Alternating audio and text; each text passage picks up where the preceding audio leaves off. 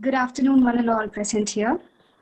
As you know, we all are gathered here to conduct the national webinar on the topic Building a Self Reliant India Role of Youth. This is conducted by the NCC unit of St. Mary's College, Thrissur, Kerala. And the session is conducted by the resource person of the day, Colonel H. Padmanabhan, sir. Before we start this program, I would like to invite our principal, Dr. Sister Maggie Jose, to initiate this program.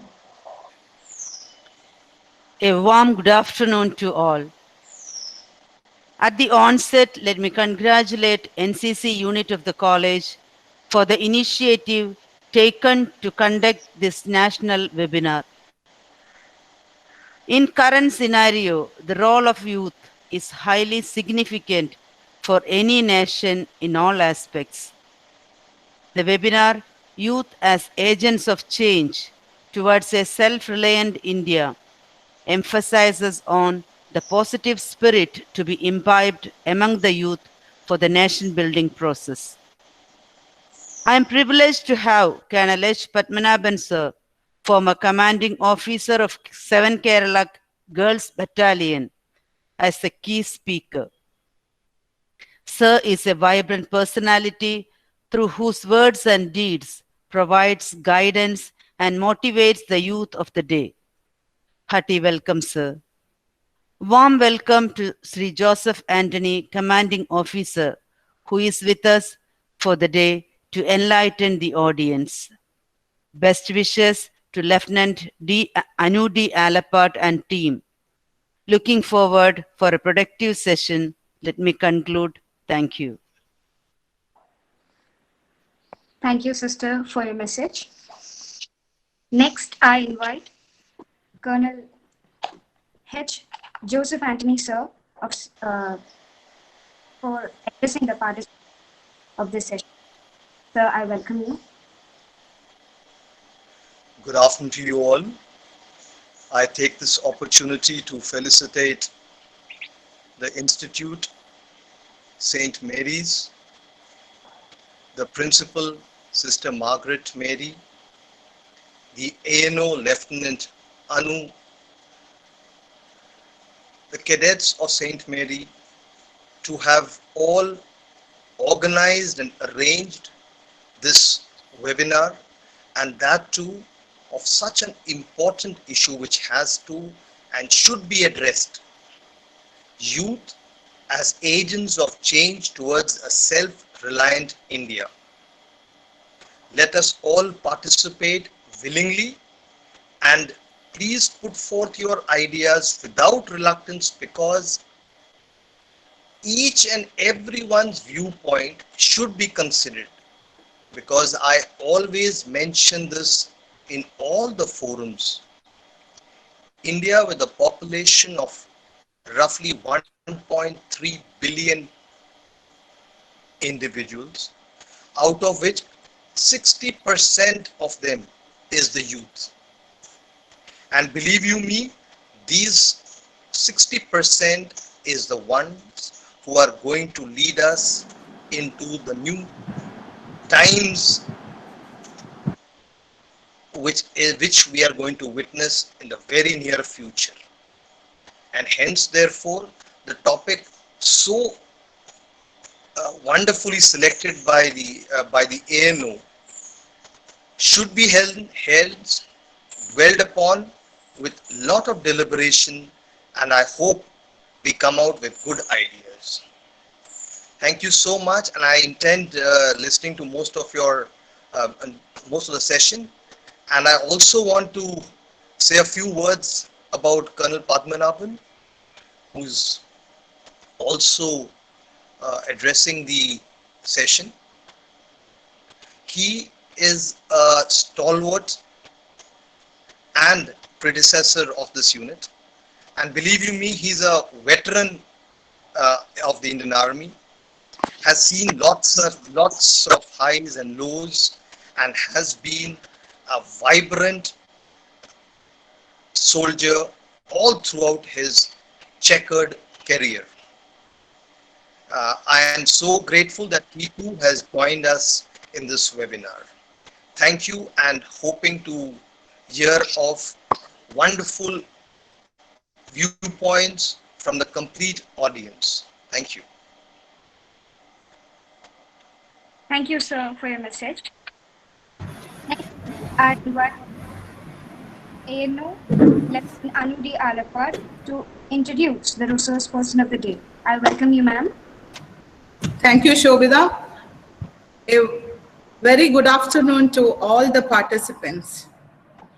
I'm here to introduce our resource person, Colonel H. Padmanabhan. He is a retired army officer who needs no introduction in Kerala, NCC, or in Indian Army. He commissioned into the Signals Corps in June 1987 from Indian Military Academy, Dehradun. He has served in Jammu Kashmir, entire Northeast, Punjab, and in Rajasthan. He was commanding officer of 2 NCC battalions in Kerala and 1 in Arunachal Pradesh. He started NCC in Anini in Arunachal Pradesh, which is the remotest place to have NCC in India. The officer was awarded Army Chiefs Medal thrice and Army Commander's Medal twice. He has a master's degree in electronics and an MBA from Osmania University. Presently, he is settled in Kochi and is very actively involved in many social service activities. We are very happy to have Colonel Padmanabhan as our resource person for this national webinar. Thank you. Thank you, ma'am, for your wonderful introduction about the resource person of the day, Sir Colonel H. Padmanabhan, sir. Before moving on to the session, I would like to give a little instruction. Before we start the webinar, I would like all of you please mute your audio so that we could avoid disturbances during the next is that I would like to ping the resource person so that you could see the resource person. And at the last, we would have a discussion session. At that time, you can unmute and you can have your viewpoint about. And next is that at the end of the session, we will have a feedback. And if you fill that, you will be provided with e-certificate. And yes, these are some introduction, some of the general instructions. So now I invite Colonel H. Padmanabhan, sir, for the national webinar session. I invite you, sir, to start the session. Thank you.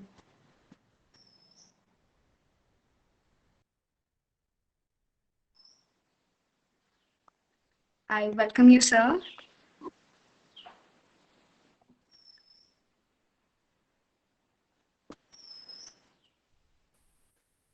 Sir, please unmute your microphone. Okay, thanks. Thanks. Jai Hind. Very good afternoon to you all. Hope I am reasonably audible to you all.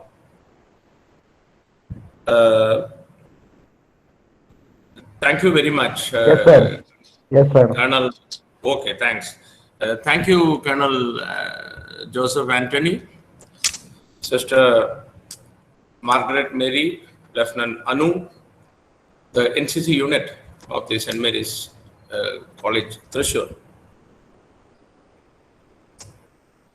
I have a very long association with this college, except that I couldn't study here. Especially during my last 2 years, I would have visited this college 7-8 times for various programs. And very happy that I am able to come back to this fantastic organization once again. And I thank the principal and the ANO and the NCC cadets of this college to give me this opportunity with the blessings of my successor and longtime friends, Colonel Anthony Joseph, the present commanding officer of the 7th Kerala Girls Battalion. I have put in around 32 years. I had 32 years of service in Indian Army. But when I look back, I think it is the 10 years of NCC battalions which I enjoyed the most, because that gave me an opportunity to do what I like most, that is interacting with the youth, which again today the topic somehow comes back to the youth and giving a direction to the youth. As told, I request you all to keep your question answers, because I will not be watching to the chat, to keep your question answers, if any, towards the end, so that I can couple a lot of questions together and answer. As Colonel Anthony has said, this is a very timely and relevant topic. In the people's list here, I can see my senior veteran, my guru, Colonel Syed Makar, joining us from Alua, my longtime friend and one time my associate, Colonel Madhusudan, joining us from Calcutta, Major Narayanan joining from UC College Alua, erstwhile my ANO officers, Bridget, Litti, Lauji, Chitra, Shahida, and I am so happy and see the long list of my cadets and ex-cadets, and you are just mentioning that name itself is really motivating. And thank you all for your valuable time, and I hope this 1 hour or so won't be a waste in your life. The topic, though it appears very relevant and all, it is very vast. To start with, I can see many participants from outside Kerala, though I would have preferred to speak in Malayalam, but since many outside Kerala participants are there, I will have to restrict my Malayalam. Of course, I will be speaking a bit in Malayalam also. But on a lighter side, we are talking about self-reliant India, and should I talk in English, which is an foreign language? If that's so, what language should I speak? Anyway, for the time being, we will keep it as a language and don't get into complication of whether to call speaking in English as something against self-reliant India. Okay. Now this topic, if you see, youth as agents of change towards a self-reliant India, it has many components. Each can be discussed. Each of these components can be discussed for an hour or so. Say, it has a component called youth. It has agents of change, self-reliant, India. These are all separate topics in which I would have ideally preferred, or rather liked to speak to you for quite some time, because I have my own experiences and vision which I would like to share with you. It is up to you now to see what is right and what is wrong. I don't know. You are all senior enough to understand and have a thought process of your own. Let me ask you one question, which I don't want you to answer me now. What is the concept of India? What is India? Is it that map which we see on the atlas or in your books or something? Is that India? Or is it Prime Minister and the Chief Ministers and all these people put together? Is that India? Or are the people like you and me, are we India? What is India? Once it is clear that what is India, then only you can think about how to make that India self-reliant. We call India as our mother nation, Mother India. From that point of view, let us consider India as a human being and as a mother. In the outset, let me very sentimentally or with a heavy heart, let me tell you, we call India Mother India. Mother means mother. We have our biological mother. We all love our mother. Do we love Mother India to call her a mother to that extent? Then we have two options. Either stop calling India as your mother, or if you call India as your mother, then give at least a percentage of that affection which you give it to the actual mother or biological mother. You give that much to the Mother India. And that affection alone is sufficient to make India not only self-reliant, but the best power in the whole world. It is the lack of that affection which creates all the problems that we face, at least in India. India, I'm sure things are not that different in other countries also. Don't misunderstand me as I'm complaining or I'm being ruthless or rude or something in saying so. I'm giving questions so that you youngsters particularly ask yourself this. You have this option. Stop calling India as your mother, or start giving a percentage of the actual due love and care to the Mother India. Be it pollution, be it abiding by the law in India, etc., etc. So what I'm coming to is the patriotism when we talk. It is my pet subject. I have spoken this at many occasions. This patriotism, when we call, it's all restricted to Republic Days and your Independent Days and flying a national flag. And maybe when you see a soldier, you give a salute to him. When you read in the newspaper whether some soldiers have died in the border area, suddenly your blood start boiling. Is that patriotism?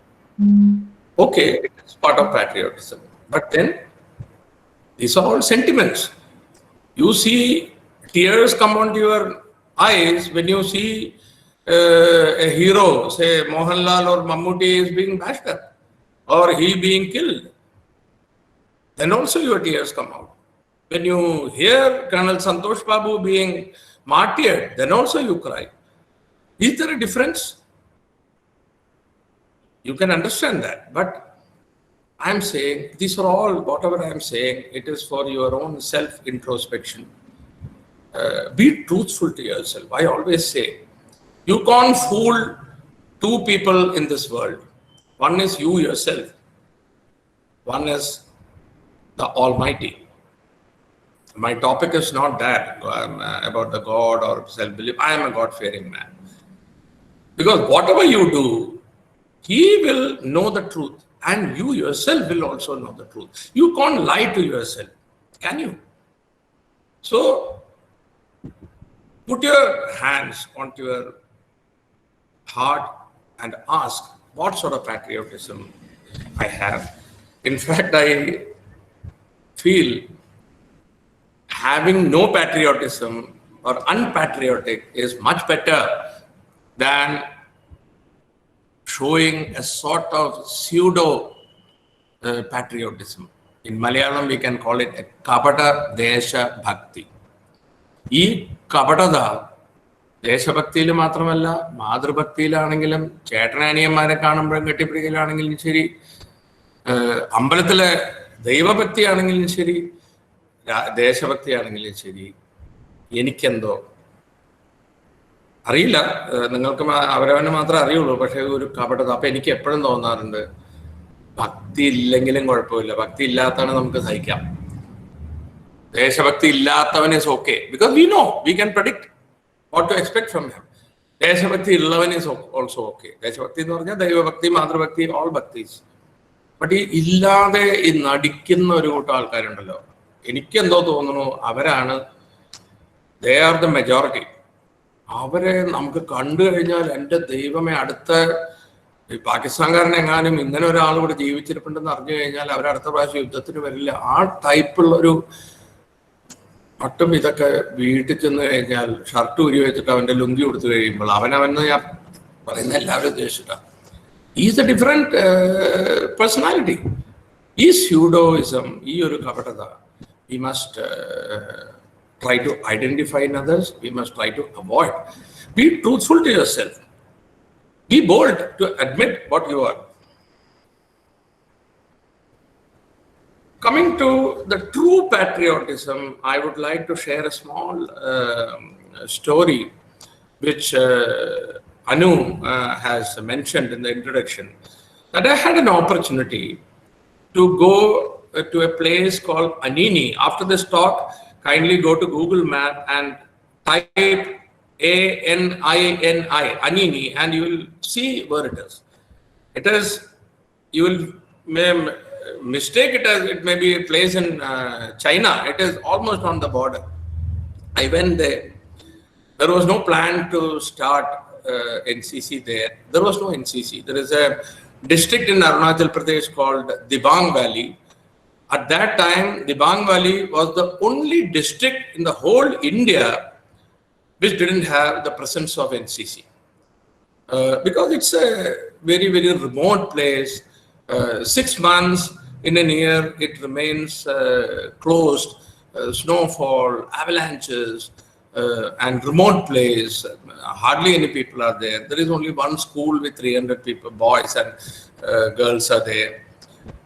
So it's obvious that it is a remote place, and how can an organization like NCC go there and teach them, etc., etc.? Let me tell you very truthfully, don't misunderstand me. This again and again I'm telling. With all these difficulties, if light goes, electricity goes, it comes back after a week. The frozen food, they are surviving 8 months out of 12 months in frozen food. Road, it is not there. What are we talking? The road is full of this thing and broken and all. There is no road. And even if you make a road, the next day the mountain will shake and that's the end of the road. The children, they have to walk kilometers to reach the school. If you go and see this, because of the, of course, geographical problems, you can't say there is some infrastructure is there, there is some development is there. അതൊന്നും ഇല്ല അവിടെ. ചിലപ്പോൾ എനിക്ക് തോന്നാറുണ്ട്, ഇത്രയും ബുദ്ധിമുട്ടുണ്ടായിട്ട് അവിടുത്തെ പിള്ളേർ തീവ്രവാദി ആയില്ലെങ്കിലേ അത്ഭുതമുള്ളൂ.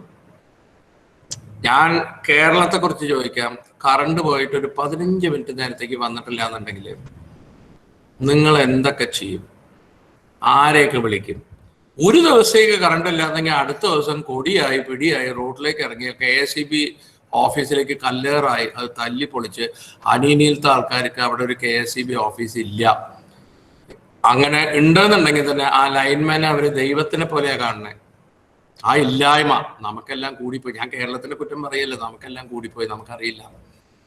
ഒരു പക്ഷേ അതുകൊണ്ടായിരിക്കാം നമ്മളൊക്കെ തീവ്രവാദിയാവാതിരുന്നത്. പക്ഷേ നമ്മുടെ തോട്ട് പ്രോസസ്സിലൊക്കെ പലരും, എനിക്ക് പലപ്പോഴും തോന്നാറുണ്ട്, തീവ്രവാദിയൊക്കെ അന്വേഷിച്ചിട്ട് കാശ്മീരിലിട്ട് അവിടെയൊക്കെ എന്തിനാ പോണേ? ഇവിടൊക്കെ അന്വേഷിച്ച ഇഷ്ടം പോലെ ആൾക്കാരെ കിട്ടും. എന്ന് പറഞ്ഞാൽ ആ തോട്ട് പ്രോസസ് നിങ്ങളൊക്കെ എടുത്ത് തോക്കെടുത്ത് വെടിവെക്കുന്നതല്ല ഞാൻ പറയുന്നത്. അപ്പൊ ഇങ്ങനെ ആ അനീനി ചെന്ന് ഞാൻ അവിടെ ഒരു സ്കൂളിൽ വിസിറ്റ് ചെയ്യാൻ പോയി. ആ പ്രിൻസിപ്പലോട് സംസാരിച്ചു. ഞാൻ പറഞ്ഞു എനിക്ക് കുട്ടികളോടൊന്ന് സംസാരിക്കണമല്ലോ. അവർ 15 മിനിറ്റിൻ്റെ ഉള്ളിൽ വിസിലടിച്ച് മൈക്കിൽ അനൗൺസ് ചെയ്ത് കുട്ടികളെയൊക്കെ അവിടെ ഒരു സോ കോൾഡ് ഓഡിറ്റോറിയത്തിലേക്ക് കൊണ്ടുവന്നു.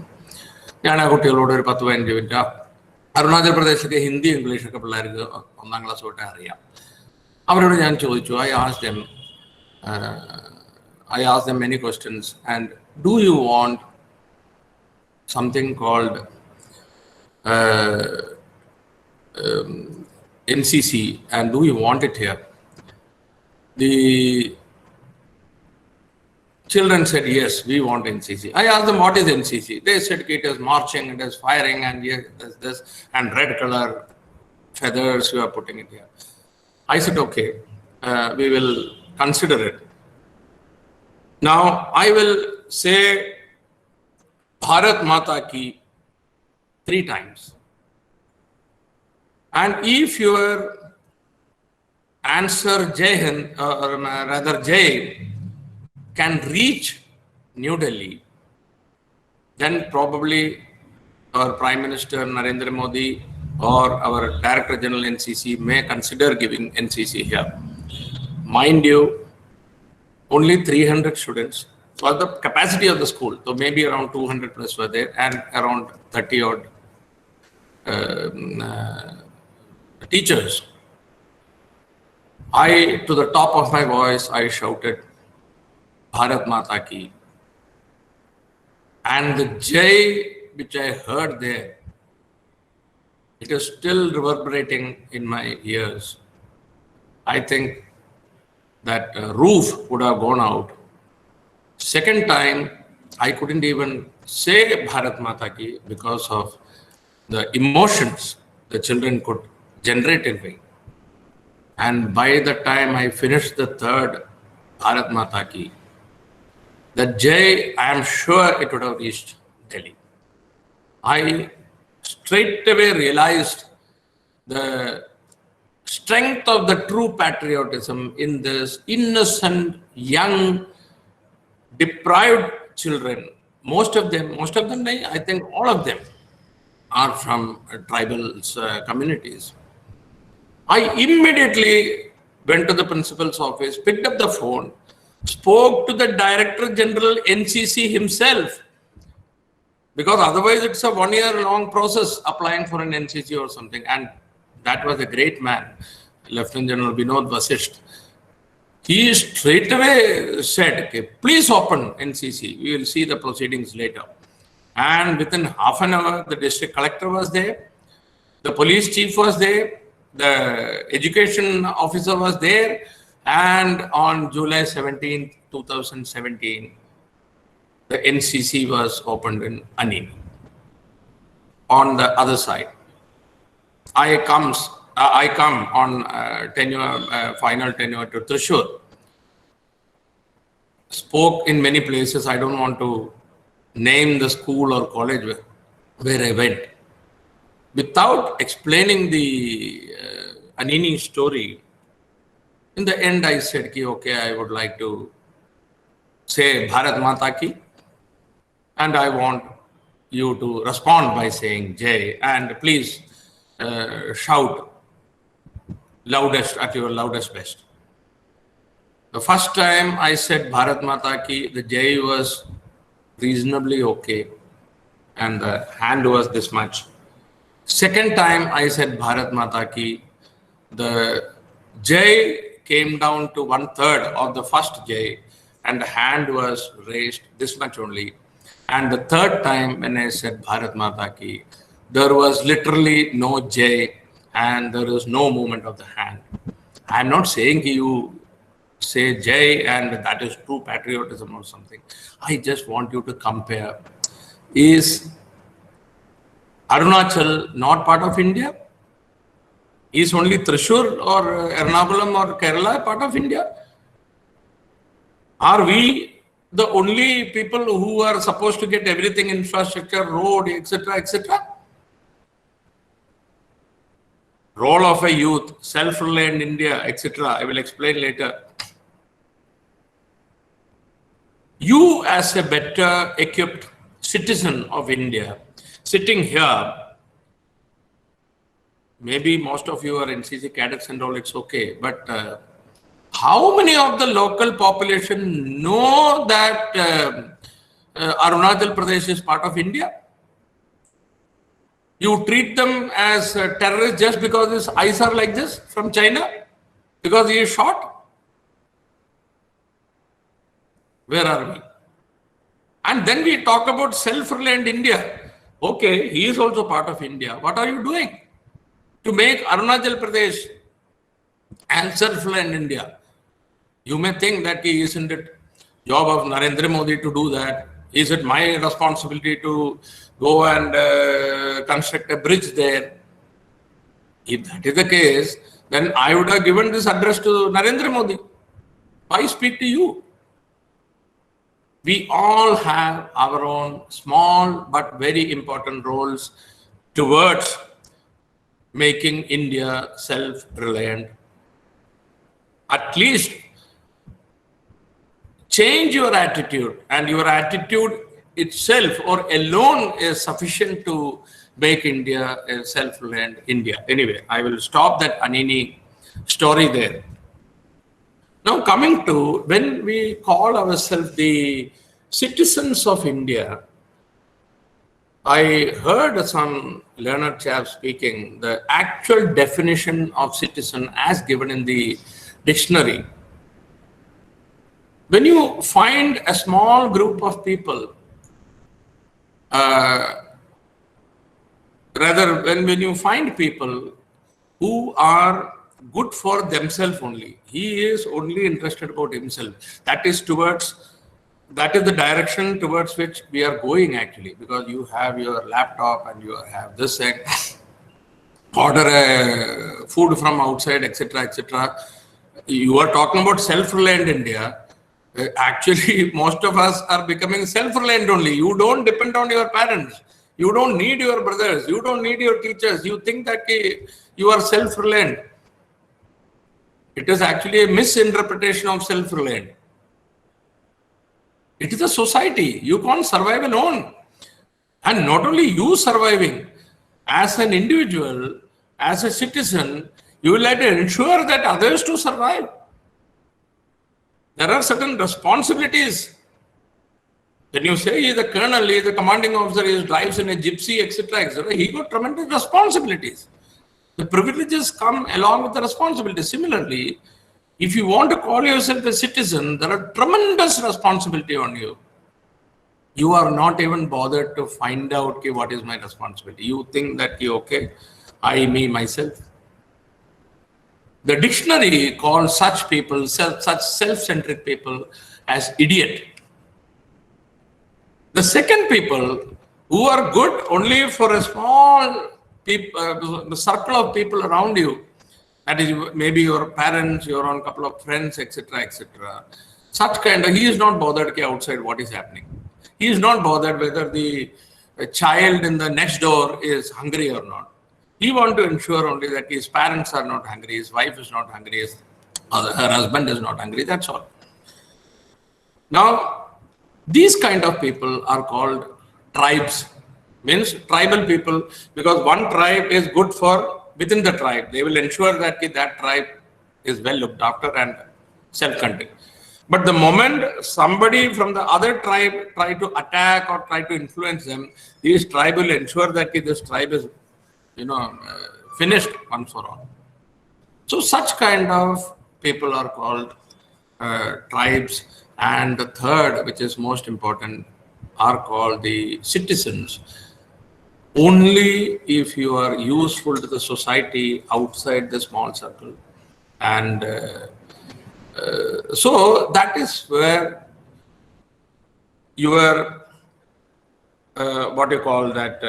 your identity crisis, which I am saying, not crisis, your identity, people don't understand exactly what is your identity.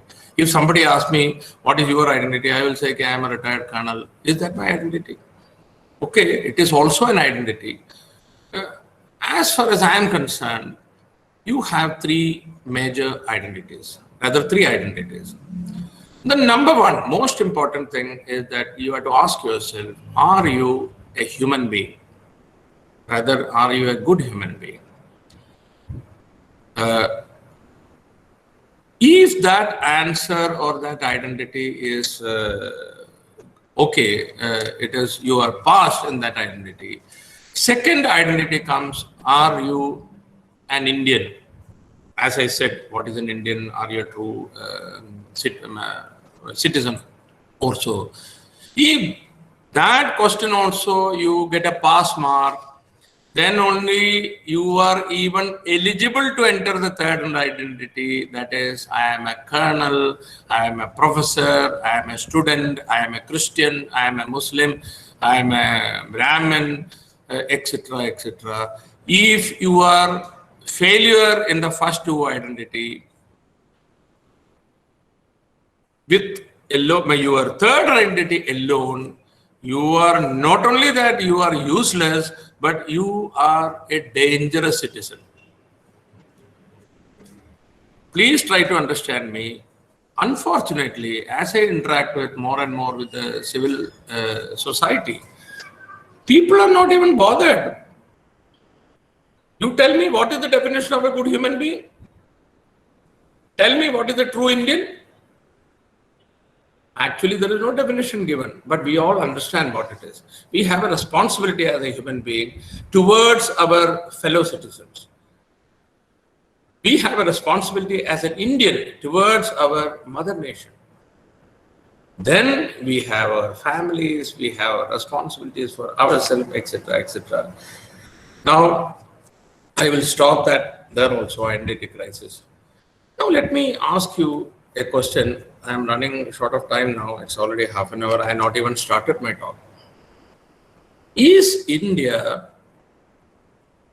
not already self-reliant? What do you feel?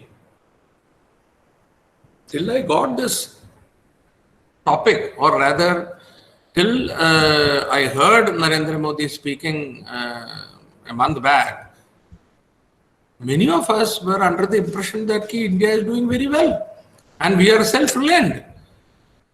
Of course, little bit of export, import, etc., dependence on the other countries will be there. So what is it exactly that when we say we want to make India a self-reliant nation, are we not already self-reliant? Aren't you really surprised to hear that such kind of this thing is there?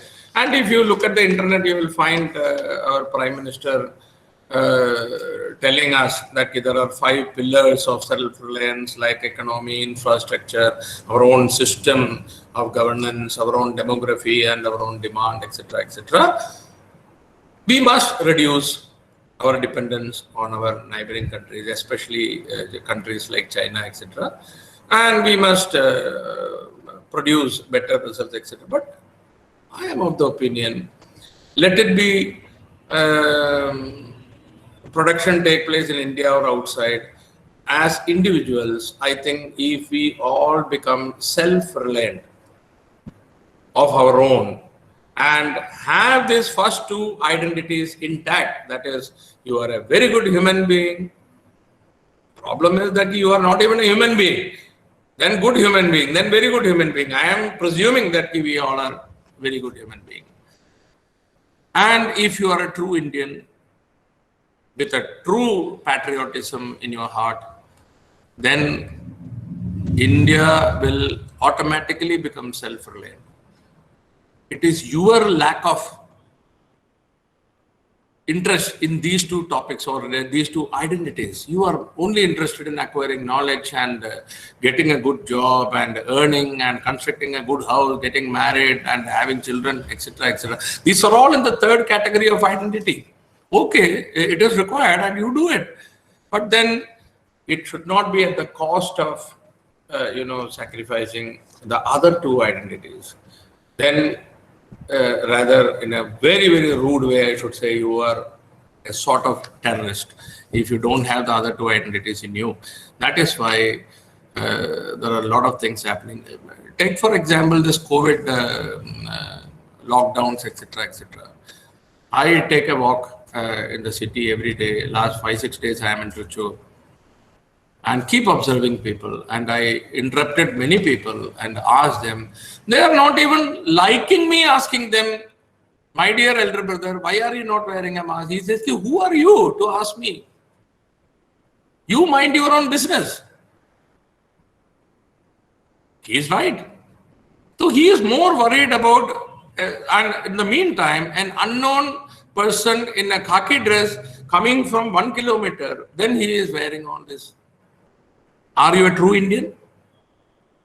Ask for yourself. There is a rule that you should wear helmet. You are putting your helmet on your hand and you are going without helmet, and the police is coming and you are putting your this thing. Are you truthful to yourself? And are you the one who is going to make India self-reliant? I think it's high time. That's what I said in the initial times. Be truthful to yourself. First, improve yourself. Become self-reliant. Be a human being. Be an Indian. Other things may follow. Most likely, you may have to do something a bit anyway. Now, coming to the second part. I am only reaching out of 4-part second part. I will try to finish it sharp at around 3 o'clock or so. We say role of youth as an agents of change. Youth. What is youth? What is the age group of youth? Is a 10-year boy or a girl youth? Or am I at the singer with 55 years? Am I youth? Today, when my senior veteran Colonel Syed Makar has joined the meeting, he told me, I joined the meeting basically to see you, listen to you, and most importantly, I want to show others that I am also a youth. I can also contribute as an agent of change to making a self-reliant India. He is a man of almost 68, 70 years old. I'm sure Makar sir is listening to me. It is here. Look at Colonel Syed Makar, who retired 25 years back. And he is here. He considers himself as youth. And I see him on the road doing various social service activities more than me. He is the one who is contributing more toward the self-reliant India. Then what are we talking? Should we separate youth as agents of change? But then, you are the future. Because thinking that we all are going to die at the normal age of 75, 80, etc., you have 50, 60 years. You can contribute more than what me and Colonel Makar and Colonel Madhu and Major Narayan all can contribute. You have to decide what you want to become. You have to decide what sort of India you have it in mind. And not only it is what you have it in your mind, but also you have to have some plan. Okay, what do you think you can do to make that happen also? Otherwise, you can have dreams, you can have plans. Towards seeing the next dream, you again sleep. You see another dream. Sleep again on the third day. You see another dreams. When you reach, like me, 55 years, you will have a series of dreams. And all you did was seeing dreams only. Who will convert that this thing into what you call dreams into reality? Now, third is agents of change. Friends, change will happen anyway. But if you want that change to happen the way you want, then please wake up. React. Respond to whatever you are saying. If you are seeing some illegal things happening, if you see some old man or lady or somebody throwing a plastic on the road, stop. Ask him, don't get into a duel with them. Ask them, please, bhai sahab, agar aap idhar phekoge, then I will have to take it. Please don't do it. I'm saying don't get into the plastic removal and tree planting, etc., etc. If you don't plant a tree, it is good enough, but at least don't cut a tree which somebody else have planted for you. Don't pick up plastic from the road. At least don't throw the plastic yourself. As I keep telling my NCC cadets, ideally you should be useful to the society. You need not be useful to the society. At least don't be a nuisance to the society. That itself is a great contribution that you and me can do towards the society. Now, what is happening? Not only that you are not contributing, but also you are creating lots of nuisance, be it drug abuse, be it cutting tree, be it spoiling everywhere, pollution, etc., etc., etc. So we can think about it. Again, that truthfulness is what is required that when you do self-analysis. Second, has India improved since our independence 1947? Okay, I'm sure it has improved. Is this improvement equally available to all Indians? I was just mentioning to you about Arunachal Pradesh and Anini. Is it available to everybody? If it is not available, what are you doing about it? What are you thinking about it? Okay, at least don't, start beating the drum saying that this is not there, that is not there. Look towards the people who don't have even that much. Whatever you have, at least are you in a mood or in this thing, do you have the heart to share 1% or 10% of it to somebody who doesn't have it? I think you need not do anything. It is only this attitude, and your positive attitude alone can bring in all these things mentioned in the heading. Okay.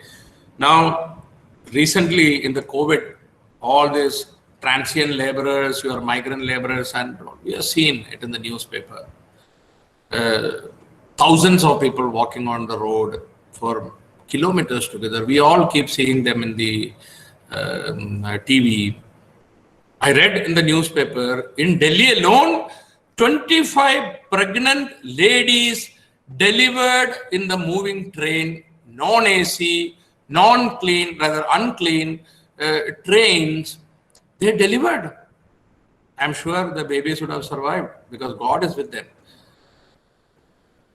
Don't you feel a sort of pain? Will you do it? Will you like it if your mother or sister doing that? Who is responsible for it?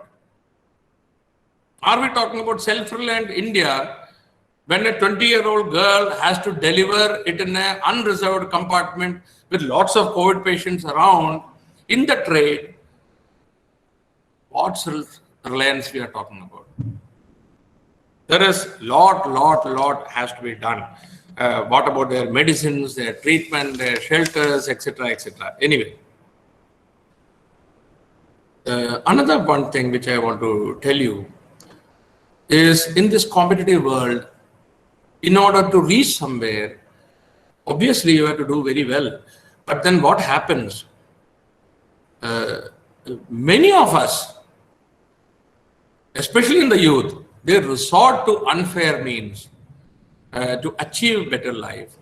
That when you resort to unfair means, you are actually stealing the rights of something else, of the other people around you.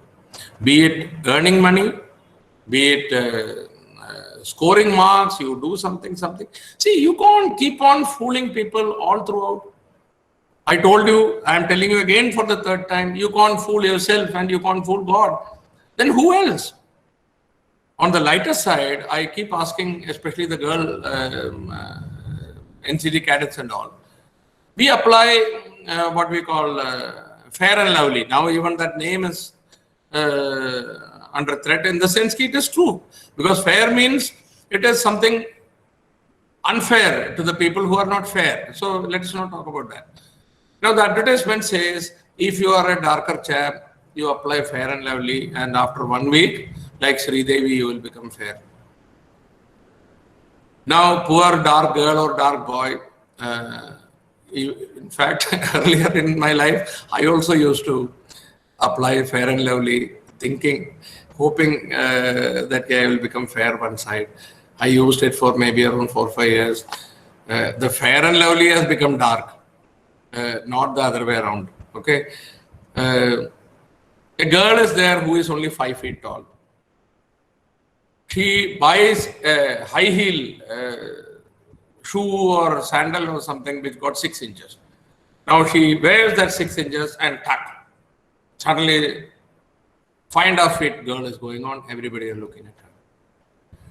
She got a lot of pimple. She goes to a plastic surgeon. She does something. She got a nose like this. She does something like this, and she got a good nose. Okay, all given, you have money, you have people around you. My question is not that. Suppose you are married. Your husband knows what color you have. Your husband knows that you are only 5 feet tall. I am only talking an example of a girl. Okay, that's why I'm saying husband and etc. He knows how beautiful you are or how not beautiful you are. And so your parents know it. Your children know about it. So when you are near and dear one, everybody know that what you are only 5 feet tall, you are dark, you have protruding teeth, etc., etc. Next day morning, when you go to the office or you want to go somewhere to the party or something, you waste around 2 hours and 3,000 rupees worth of all those calcium carbonate, etc. You look fair and your hair is like this. You apply heat and keep it straight. And you go there, everybody is saying, okay, what a beautiful girl you are. Are you not fooling them? Do you have that kind of beautiful hair? Are you fair? We are trying to fool others. Who are these others? It is not your parents. It is not your children. It is not your husband or wife. Some unknown chap on the street. You are trying to fool them. What are you gaining? See, this is where I tell again and again, you as a youth and towards projecting the self-reliant India, etc., you alone can make a change, provided you are truthful to yourself. If you are not truthful to yourself, I'm not saying that don't apply all those makeup and all. You have been blessed with a beautiful black lip by the God. Accept it. Don't apply red color one day and peach color one day. Apply. Don't misunderstand me. What I'm saying is that these are all part of this marketing people. I have done MBA in marketing. Marketing people keep telling this, and you. Otherwise, you see Sri Vidya coming in Lux soap. Why? Why can't my wife come in Lux soap advertisement? Because we all will think that you apply Lux soap for 7 days and I will become like Sri Vidya. Anyway, I can keep talking about that. So these are all your education of whatever you have earned so far. If that education is without a direction, you don't know where to go, what to do, etc., etc. Education is necessary. I'm not saying that. But then if that education you do without a direction, like I keep telling an example, I'm sitting in Trichur. I have a Maruti 800 car, but I know how to reach Guruvayur temple. My friend has an Audi car of 50 lakh rupees, but he doesn't know how to reach Guruvayur. Obviously, with that 20 years old Maruti 800 car or an Alto car, I will reach. Education without direction is that only. You are an MTech, you are a BTech, so what? How I am benefited because of your BTech or MTech? And also, think about the problems that we in the world are facing today. Take it as, be it an invention of the gun, your pollution problems, your atom bomb, your pesticide usage, your poison, etc., etc. You have mobile and all this electromagnetic spectrum bombarding you in and out, and your dish antennas, etc., etc. The cancer, etc., etc. All these heart attacks, etc., are happening because of these advancements, so-called advancement. Do you think the pollution, etc., is happening because of somebody in the street or somebody in the Arunachal Pradesh who is a farmer? All these problems have been created by educated people. They would have done it with a good intention, but it's all being wrongly used. So if that is so, then what is the purpose of this education at all? That's what I said, education without direction. Now, timing is running out. Actually, I wanted to share some stories about our Parambir Chakra people and my own some hospital stories, etc. Due to shortage of time, I will conclude in another 5 minutes. My final couple of tips for you. You may have 100 problems, okay? You may have your own physical problems, monetary problems, etc., etc. You can continue with that. Especially as a youth, 20, 21, 22 years. Let me tell you, you are going through the golden patch of your life. This kind of beautiful time will never come back. This is the time you can contribute, you must contribute towards making India self-reliant or strong or stronger rather. You have two beautiful eyes. You can speak, you can hear. Recently, I have seen in a Kerala TV channel, a girl, some 25 years old girl called Seesma Anand, who is like Helen Keller. She can't see, she can't hear, she can't speak. You close your eyes, imagine yourself for 2 minutes that you can't speak, you can't hear, and you can't see. At least I can't breathe. Now this girl is 25 years old. It's okay. Her parents are taking care. As of now, her parents will die one day. What will happen to this girl, I don't know. She's a beautiful girl. In that 45 minutes of program, I never saw her with a gloomy face like this. She was always smiling. And to my surprise, she performed a Bharatanatyam dance along with her teacher. What are we talking? See, for a dance, you must have the beat, you should hear the song, and you must continue seeing the audience response, etc. She can't do anything and she is dancing almost to perfection. You have eyes, ears, you can sing everything. What are you doing? Have you heard about S.R. Krishnamurti, one famous singer, who is in Coimbatore even now, alive, around 80 years old? He was born without 2 hands and 2 legs. Great singer. He is a Padma Bhushan awardee. And he has gone and sung in Rashtrapati Bhavan till around 10 years back, during the tenure of every Rashtrapati. As a retired colonel with 32 years of service, I could never visit even Rashtrapati Bhavan. Forget about your, Padma Bhushan, etc., etc. What is that thing which kept this Krishnamurti moving? Have you heard about a totally by birth blind chap climbing Mount Everest? You have both the eyes, you have both the legs. Have you even gone to the nearby, first floor? By the time you reach your first floor, you feel that it is very high. How can I go, etc., etc.? Don't you have a escalator, etc.? Have you heard about Swapna Augustine in Kerala, who was born without both the hands? See her, look at her paintings. Haven't you heard about Wilma Rudolph, who had polio attack at the age of 3 years, and she kept on telling her mother that I need to run. Ultimately, at the age of 18, I think 18, She went on to win the gold medal in Olympics, normal Olympics, not Paralympics. Willpower, clear-cut dedication, clear-cut dream, and hard work, hardest work to achieve that goal.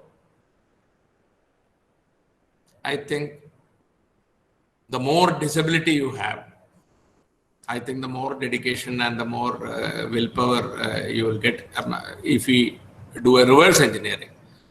My dear friends, most of them are girls, my dear girls, my dear listeners. It's high time we change our thinking.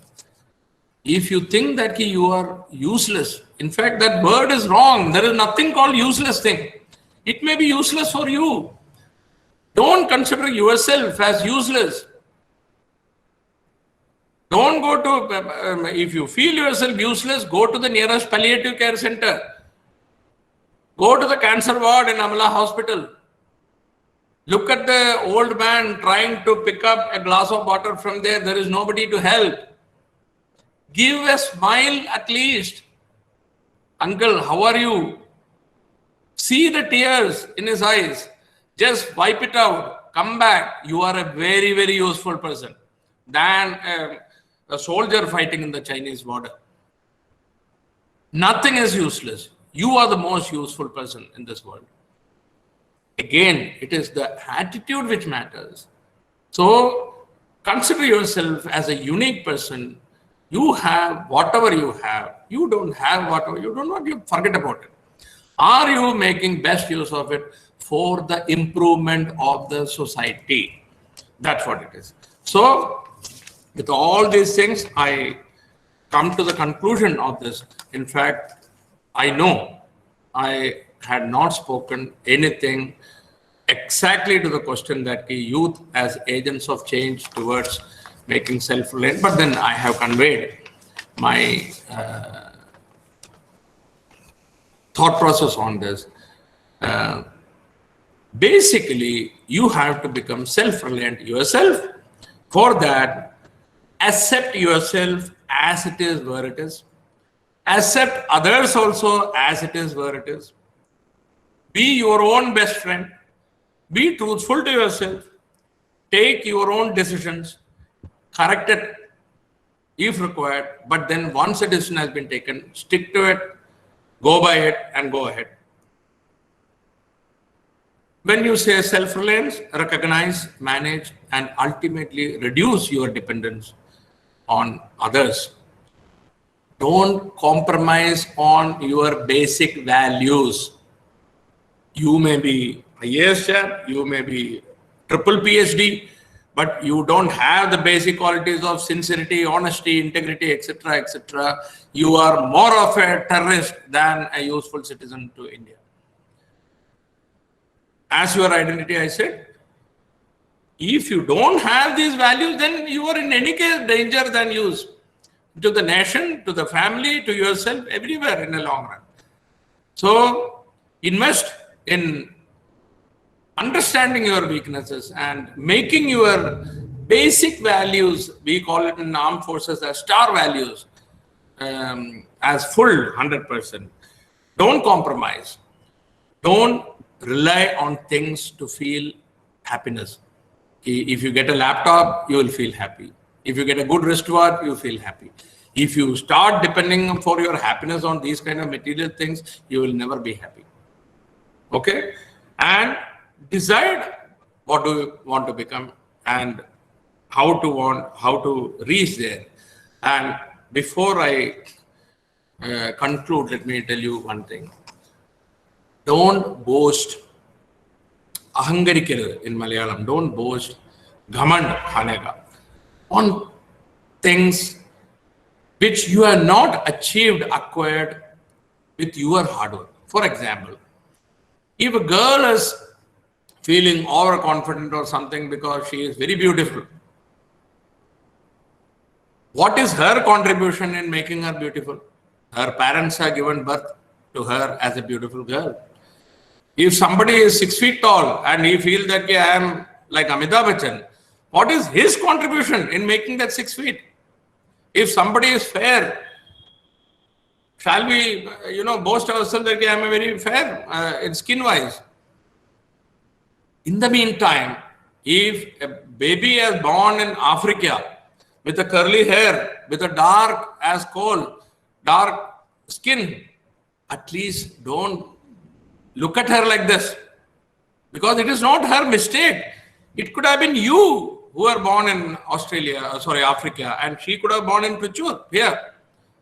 So only boast of only those things. Don't show off. Boast of only those things which you have achieved. Yes, I got first rank in my MBA in Osmania University. Yes, I will say I am a first rank holder.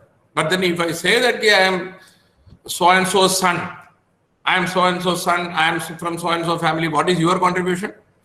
Is it because you gave an application to the God that you are born to those parents? Is it because you gave an application कि मेरे को इस family में पैदा करो? That's why you are born there? Okay, you all can feel proud that I am from this family, I am so-and-so son, but then don't overdo things, okay? Ultimate word which I want to say is that be truthful to yourself. Be truthful to the God. In the sense that God will know the truth in any way, okay? Self-reliance and all will come automatically. You be useful to the society as a true citizens of India. And youth, which you are going through now, it is a time which will never come back. Use all your energy in build the nation in the best way possible, in a secular way possible. Let the third identity not deter you. Change your focus. That I am a so-and-so, I'll kill him. Look at these people, they are always like that only. Look at this religion, they are always like that only. You could have been in that religion. That's what I'm saying. You are a born so-and-so religion, not because of you are a great chap. It so happened. Let us hold on to the basic two identities, that is a true Indian and the human being first. And the self-reliant India and all will automatically happen.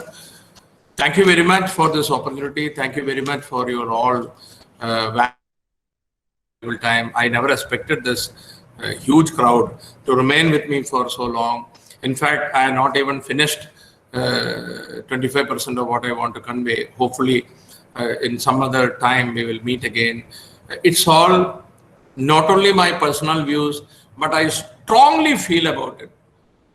I try influencing the younger mind with my experience and my attitude, which I developed with my experience of armed forces, great organization. Okay, thank you very much.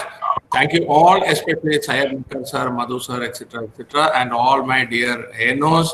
My brother was there from US who had joined for some time. My son, I can see, they all want to know and they will blame me, Daddy, why did you say like this, etc., etc. But you need people like that also. Thanks, Colonel Anthony, 7 Kerala Girls Battalion. Thanks, Sister Margaret Mary. Thanks, St. Mary's College. Thanks, Anu and the great NCC team of St. Mary's College. I don't know about you, I will see in the feedback, but I certainly enjoyed conveying my point. I'm sure you will find it slightly useful. You may differ with me, okay? Thank you very much. I wish you all the best. Jai Hind.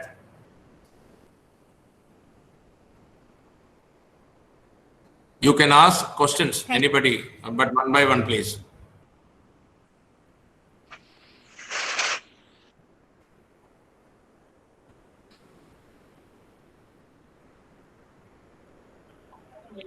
Sir, I have a question. Who? Tell your name, please. Mahima Suresh. Mahima Suresh. If you are not very confident about speaking, and you can choose your own language, okay? Please shoot your question, Mahima. Okay, sir. Can you, Sir, you said we have to... I can't see you. Can you unmute your camera, if possible? Otherwise, okay, I can hear you. Okay, sir. Can I tell like this? Can I continue like this? Yeah, yeah. Go ahead, go ahead. Okay. So you said we have to analyze and use our entire potential. Okay. What if our parents are restricting from going outside or going towards anywhere we want? What if we can do for that? Is there anything we could do? We can't act against them as they are our parents. But can you please tell me how to convince them? I don't know. My parents are actually very strict. They don't allow me to go here and there actually, and I used to feel sad for that. Firstly, Mahima, try to see your parents also as individuals. They may have their own opinion. It's all a question of how much convincing power you have. I am sure any normal human being, if you are going out is with a clear-cut humanitarian social work or something positive towards the thing, they are probably trying to restrict it because firstly you are a girl and they may feel that once you go and there may be some problem. Once the problem comes, they may be left to face the problems alone. There will not be anybody to help. It is this fear. So what I suggest, Mahima, is that don't go into the fourth gear straight away. You start slowly. Try to build your confidence in them slowly, and couple of programs, or if possible, you try to take either your father or mother or brother along. And once they see that oh, my girl, I'm telling you, in NCC, I have, I may take, I don't know, are you listening, how much time I can take? I can tell you one small example. In a camp 2 years back in Vimala College, I think, we invited the people from the old age home there in that area. Those people came there. We were all, I told the children to mix around with them. There was dance and etc. etc. One of the girls, rather, I sat along with the 2-3 old ladies of that inmates of that old age home. And I was feeding them, one of the ladies, the food. In fact, actually what happened, that lady found my leaf blank. She thought, sir, she has put it there. So I said, I can ask for it. So then I put whatever she put in my plate back to her mouth. I said, Amma gadike. Now seeing this, one of the girls have tried to take the food and fed another lady, old age home inmate, and somebody has clicked that photo. And the very next day, Manorama newspaper published that photo in 4th page or something. And my photo didn't come. It is that girl's photo feeding an old lady. That photo came. And the very afternoon, the girl's parents came to me. And in Malayalam, I'll ask you, they asked me, I was shocked to listen to. I thought this girl is like this. They are saying this girl was unwilling, rather not even prepared to move an inch to give a glass of water also to even the father. If the father asks for the water, this girl sits like this. What motivated this girl to feed that unknown old age home inmate to do that? Probably because I was in my uniform. She saw me. She got inspired. If this man can do it, I can also. I'm not very sure. But then when that is the case, so I'm sure that girl's parents would have, changed their attitude towards this girl. And now I don't know where she is, but I'm sure both the parents and the child has changed their views. And I'm 100% sure they would have visited the old age home again and again. So Mahima, the ball is in your court. You slowly start taking them for a couple of programs along with you, wherever you want to go, whatever you want to do. Build confidence in them. Let them know that you are doing something useful. And if your parents are still not listening, okay, please give my telephone number to them. I can Okay, I can help you. Okay. okay, sir. Thank you, sir. Thank you so much.